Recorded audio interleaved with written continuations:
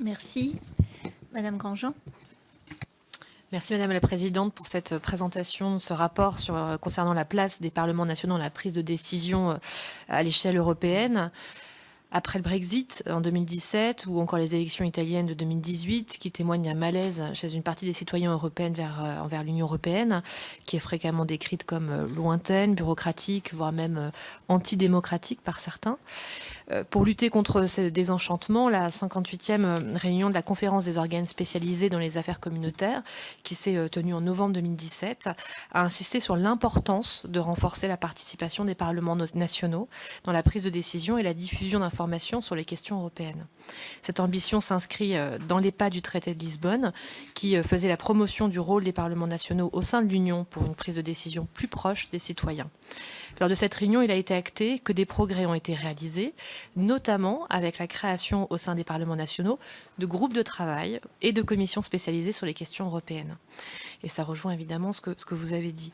Ces groupes de travail permettent une meilleure médiatisation des affaires européennes et une part plus conséquente dans les débats, mais force est de constater qu'il reste des avancées possibles.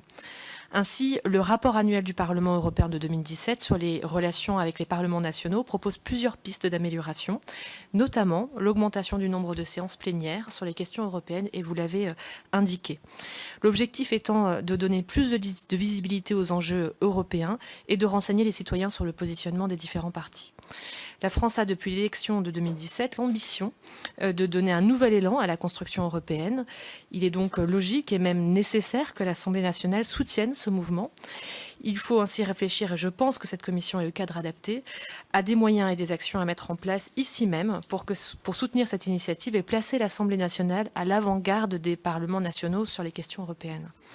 Ma question est donc la suivante. Comment l'Assemblée nationale peut-elle créer le dialogue politique avec le Parlement européen et les parlements nationaux pour favoriser un partenariat renforcé et une information aux citoyens améliorée? Je vous remercie. Alors effectivement, quand on lit le rapport Carole de 2017, j'ai envie de dire tout va bien. Quand on lit le rapport du Parlement européen sur les relations avec les parlements nationaux, là on a foison de réunions interparlementaires, les contacts sont les plus étroits possibles, etc. Ils sont en augmentation, mais en réalité, la réalité, on le constate, elle n'est pas là. Mais là aussi, il faudrait que chacun qu'on essaye d'avoir aussi, à mon avis, nos contacts personnels et qu'on essaye aussi peut-être de mettre en place des visioconférences avec des parlementaires européens, mais qu'on soit beaucoup plus proactifs, nous aussi. Et pour ça, mais on revient toujours à la même question. Nous sommes tous, les 48 membres de cette commission, liés à une autre commission. Comme le soulignait Jean-Louis, bien sûr, ça a raison d'être. En même temps, ça ne nous permet pas